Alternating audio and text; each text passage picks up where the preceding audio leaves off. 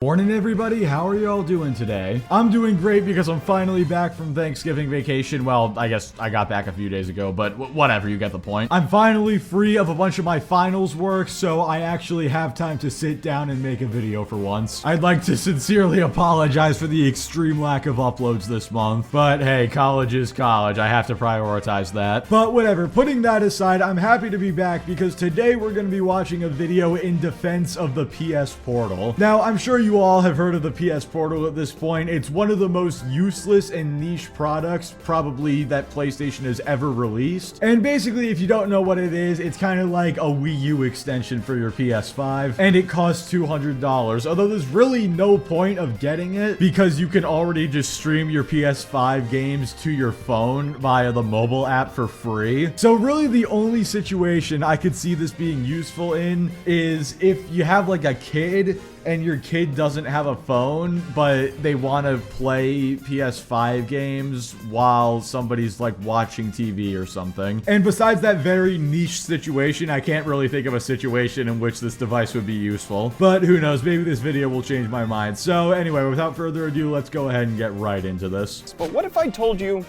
that they're all wrong? This thing is worth the money, does what it sets out to do, and has the potential to improve in the future. The PlayStation Portal is the most accessible way to play the PlayStation 5. All you have to do is sign into your PlayStation account, connect to your PS5 like you would typically with Remote Play, and boom, you're swinging through New York on the small screen. No, this is absolutely not the most accessible way to play the PS5. You still have to buy a PS5 to play the games on this device. This is a streaming device. If this was like the Steam Deck where it runs the games natively, then absolutely. This thing would probably be a steal, but that's definitely not the case. But even if you're talking streaming the games, no, this is not the most accessible way. The most accessible way is to download the free app to your phone, get a backbone for like $20 or so off of Amazon, and then just connect a PlayStation controller to your phone and then clip it on with the backbone, and there you go. You just got a PS Portal for $180 less. And look, while I agree that this thing definitely accomplishes what it sets out to do, other things that PlayStation has put out, like the free mobile app, have already accomplished this. The Portal is just re-accomplishing that, but with a $200 price increase. I don't know how you could sit there with a straight face and say this is the most accessible way to play the PS5, but whatever, let's keep going. But this thing costs $200, which some people hate. However, that price point makes total sense when you look at the cost of materials. A DualSense typically sells for $70. A 1080p tablet will typically run you about $100, and the cost of labor and assembly is priceless. Now, you're also likely paying for the software at that point, which adds up to the $200 price tag. So if the price makes sense, why are so many people against this thing? Because you can already do this for free on your phone. The price does not make sense at all. Hell, the product as a whole does not make sense. That's why people don't like it. And as for your argument of the cost making sense, yes, if you bought those parts individually off of like Amazon or something, that would make sense. But you do realize that when companies sell a product, they're marked up so they can make a profit, right? At least most of the time. A PS5 controller might cost $70 on the market, but it does not cost that much to make, which is why that whole, oh, $100 for the tablet plus $70 for the controller, that argument is stupid. I would genuinely be surprised if this thing cost Sony more than $150 to manufacture per unit. Aside from Sony's graveyard of short-lived non-console devices, many complained about latency issues through Remote Play, the inability to use streaming apps like Netflix, and the strangely absent inclusion of Bluetooth. Now, neither the PS5 nor the Xbox Series console support Bluetooth audio, so this isn't only a Sony problem. But the biggest issue people have with the Portal is that they think it solves a problem that many don't have, a need to use a device that only uses Remote Play.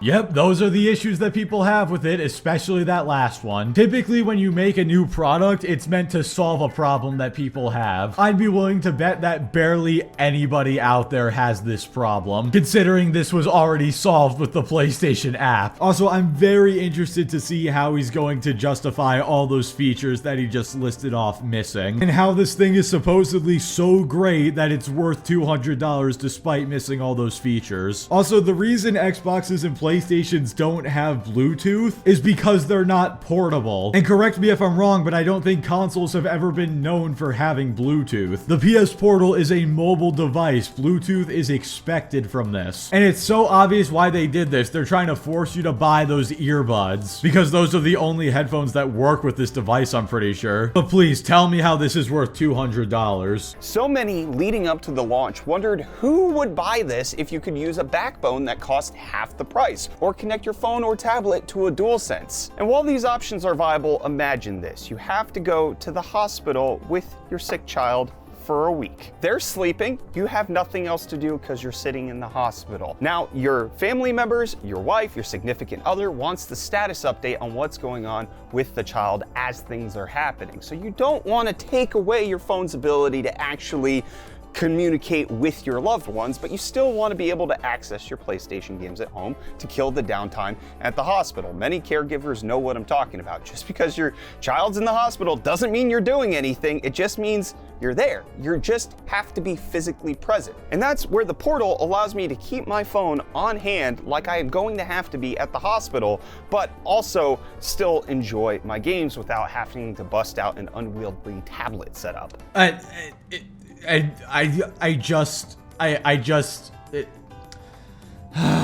right, Wings of Redemption, take it away. I just can't do it. I can't take this shit no more, man. It is moments like this that make me lose faith in humanity. The lengths this dude is going to defend the Portal is actually insane. This might be the most insane hypothetical scenario I've ever heard in my life, and I'm sorry that clip was so long, but I had to let the whole thing play. So let me get this straight. The PS Portal is worth $200. If your child is in the hospital and you want to have your phone on standby and you don't want to use the phone as your gaming device. Even though if you got a call or text on your phone, you could just pause your game and answer it and then go back to playing the game right after. I mean, even in this crazy hypothetical scenario you've described, the phone with the backbone is still the better option. Like, I understand you need your phone on standby, but then if you get a text or a call, just answer it and then go back to playing games after. Why am I even trying to argue with this? Maybe it's just because I haven't been uploading as frequently, but this is the dumbest thing I have heard in a long time. All right, guys, there you go. The PS Portal is worth $200 if you have a kid in the hospital and you want to keep your phone on standby. Like, genuine question, why are you trying so hard to defend this thing? If you have to come up with a scenario this ridiculous to justify buying the device, then maybe the device just isn't really worth it. But who knows, maybe somehow you'll change my mind later in this video. And people hating on this thing don't realize that just because something isn't for them doesn't mean no one should ever use it. So many people like myself want to play their PlayStation games more, but don't want to spend the extra money for a Steam Deck or an ROG Ally or another solution that does still cost a lot of money. But for $200, you can play on your PS5 without buying an entire Windows handheld to do one thing. Or how about this? You could get a backbone for $20 off Amazon and do the exact same thing on your phone. And trust me, dude, I think a lot of people who are hating on this thing realize that just because something isn't for them doesn't mean it isn't for everybody else. It's just that this product is pretty much for almost nobody except for maybe the example I gave at the beginning of this video and maybe the example you just gave right there. But then again, I debunked your example, so yeah, that doesn't even count really. I guess this device is really for people who don't realize there's a PlayStation app. So there you go, we figured it out. This device is for people who don't know there's an app on their phone for their PlayStation. Nothing like relying on people's ignorance to sell a product. Although, to be fair, if it works, so who am I to judge? If you use a backbone, you have to give up many of the features you otherwise have on the Portal. You lose easy access to your phone and will likely be interrupted anytime you get a text or call. And ergonomically, the grips are flat and small compared to the Portal, and you don't get to experience the adaptive triggers and the haptic haptic feedback. Most other handhelds don't feature great rumble and pale in comparison to the immersion you actually achieve with the DualSense. That is, until this thing came out. Worse yet, you have to cough up $40 a year just to keep access to the Backbone's Game Hub launcher, 1080p 60 recordings, and the ability to use it on PC and iOS devices. Forgoing the Backbone and using just your phone means using Remote Play's touch controls. No one likes touch controls, and you're lying if you say you do. Oh great, so now the argument is immersion. Gotta get that haptic feedback, am I right? And as for the argument, oh, you're just gonna get interrupted, maybe turn off your notifications. Or hear me out, even if you're gaming on the Portal, if you feel your phone buzz or you feel somebody calling you, aren't you gonna check that anyway? So wouldn't you be interrupted either way? And yeah, the controller will be flat and not as comfortable if you get one of those extensions for your phone. But if you just use the DualSense controller that you already have, then it'll be the same experience, won't it? Maybe you won't get the haptic feedback, but is that really such a massive deal? And what's this about a Backbone membership? Couldn't you just buy a Backbone off Amazon, clip your phone to your controller with it, and then play games without having to do a membership or anything? I've never even heard of this before. Like, you could just connect your controller to the phone via Bluetooth. You don't have to buy this membership. Like, what even are these points that he's making? I just did this. Go to Amazon and look up, hold on, what was it? Look up phone controller clip, and the top result is literally just a clip. You attach your phone to it, you attach it to your controller, you connect the two via Bluetooth, and boom, you're done. All of these arguments have literally been like nothing. Like, remember my first ever video was talking about the Amazing Lucas's video where he said that the ABK deal was a nothing burger? These arguments are nothing burgers. How was this written, edited, and approved to be uploaded? Like, genuinely how? There's a reason everybody is calling this the Dad Station 5. There are many scenarios where I don't have to be actively parenting my kids, but I still need to be physically present. Take example, last night after I got my Portal, my two older children were doing the dishes. I need to kind of manage and make sure that it's all going according to plan, but I'm not actually helping them with anything. But if I leave, I know that chaos can ensue. So my physical presence, just being there, actually aids with the dishes process going smoothly. Now, normally, I can't play my games while I'm just standing around, and the Portal actually allows me to do that in cases where presence is needed as a parent, but not attention of mind. But also sitting in my bed and playing games without going to my living room makes me so happy. I get to play games while my wife watches TV, and I can turn on the console without worrying that I changed the input to the PS5 because Remote Play doesn't switch that over. I mean, good for you. That sounds like a fun situation to use it. But again, you could just spend 20 bucks on a clip or a Backbone, attach a controller to your phone, and then be done. You don't have to spend $200 to make that happen. And this is the whole problem with this device. It solves a problem that was already solved, except it solves it worse because it's more expensive. I sincerely hope for your sake that these are not your thoughts and you're just the one who's like echoing them on camera. Because if this is actually how you feel, which I'm assuming it is, you either really wanted to be a contrarian or you just did not think this through whatsoever.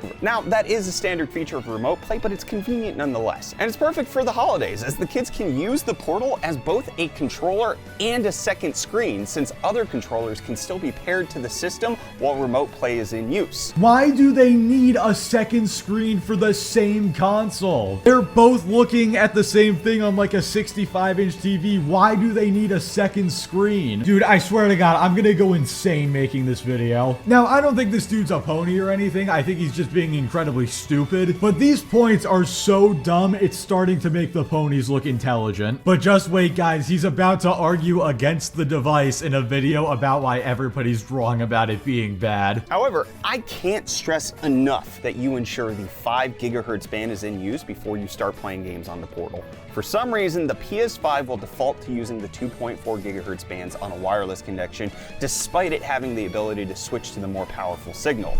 Even after switching to 5 gigahertz, you may still need to tinker with the settings, because while my PS5 was connected via 5 gigahertz Wi-Fi, my Portal wasn't, and unfortunately, Sony doesn't give you a whole lot of options on the Portal to change and configure things. You essentially get to connect to your Wi-Fi or forget your Wi-Fi. You don't get to actually change anything. So I had to go into my router settings and make sure that my Portal is always on 5 gigahertz, which smooths out the connection incredibly. So the one thing this device device does is connects to your console via internet, and you can't even set it to 5 gigahertz without tinkering with your router settings. This thing has problems doing the one thing it's meant to do, and you think it's worth $200. I must ask again, how is this video written, recorded, edited, and then approved and uploaded? This is not a good look whatsoever. And now we're gonna skip ahead a little bit because they're just gonna talk about some hardware stuff and like how the regular controller is translated to the Portal. Because trust me, this next part is much more interesting than anything they talk about for the next few minutes. But ergonomically, this is the best gaming handheld that I have ever held. You'll notice that most gaming handhelds, PC gaming handhelds, take on a similar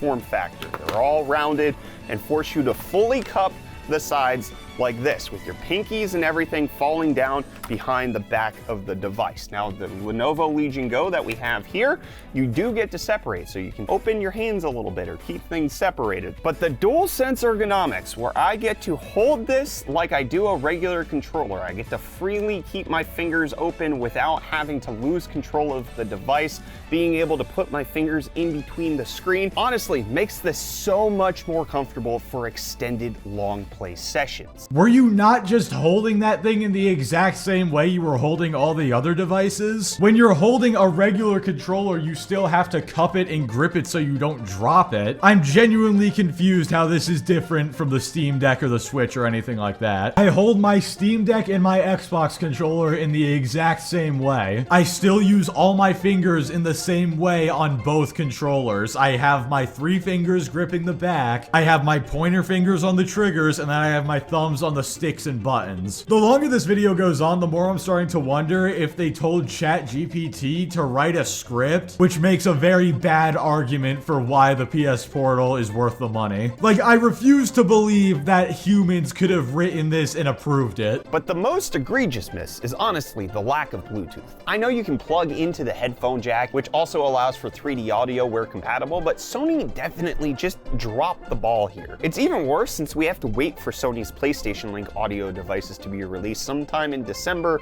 or later. We tried using a pair of headphones with a USB dongle, but that still didn't work. This can't be real. This video literally cannot be real. There is no way this actually got published. Dude, at the beginning of this video, you were defending the lack of Bluetooth on this thing, and now you're criticizing it and saying that they dropped the ball with it. Pick a side. You can't start the video defending the lack of Bluetooth and then later say that Sony dropped the ball with the lack of Bluetooth. Are you sure you watched this back before you hit publish? Honestly, it's even more sad that this was scripted. Like, he had to write a script for this video, and at no point during the writing process or the actual speaking process or editing process did he notice that something was wrong with that statement. You actually cannot make this up. And I can tell you that after having so many different things, the Portal scratches an itch that I've had that none of these other devices can satisfy. Yes, you can use other apps like Chiaki in order to use remote play,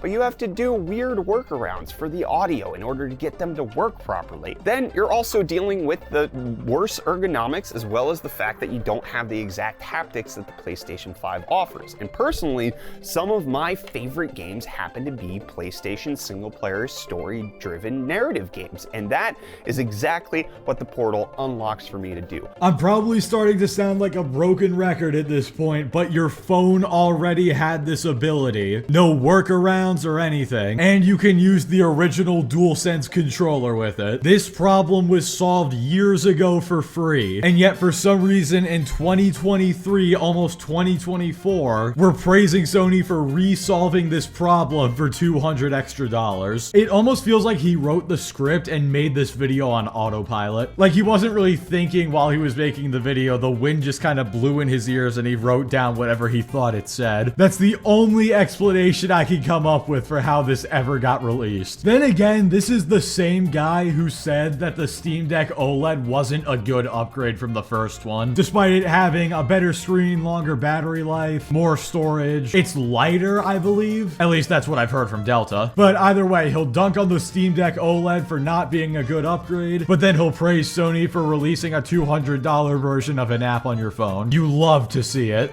I have a PlayStation that sits unused a lot of the time simply because it is connected to the TV that I share with other members of my household. And that is why this is the Dad Station 5. I will always, as a father and as a husband, defer to everybody else in my house getting to do what they want with the television or me being around with them. However, this unlocks the ability for me to still do that and also play the games that I want in the way that I can enjoy it the best. I mean, your phone would allow you to do this as well because, again, you can just connect a DualSense controller to that. But I guess we're just gonna ignore that. But anyway, guys, that's pretty much gonna do it for this video. The last few minutes are just him talking about, like, the potential future of this device, if it even goes anywhere, which he acknowledges. He's like, oh yeah, well, PlayStation has a lot of dead handhelds and stuff, so this might not go anywhere. Which, hopefully, this doesn't go anywhere, but we shall see. The fact that this thing sold out genuinely surprised me. Although what wouldn't surprise me is if a lot of people who bought this device thought it was gonna be like the Switch or the Steam Deck where it plays games natively. But yeah, anyway guys, with all that being said, that's gonna do it for this video. Be sure to let me know your thoughts on the PS Portal in the comments, and also let me know if you got one and is it worth it, because I have not seen a single good reason for why this thing is worth it when there's a free app just waiting for you on your phone. But either way, thank you all so much for watching. Like the video if you liked it, dislike it if you didn't like it, subscribe if you want to see more, and I will catch you all next time.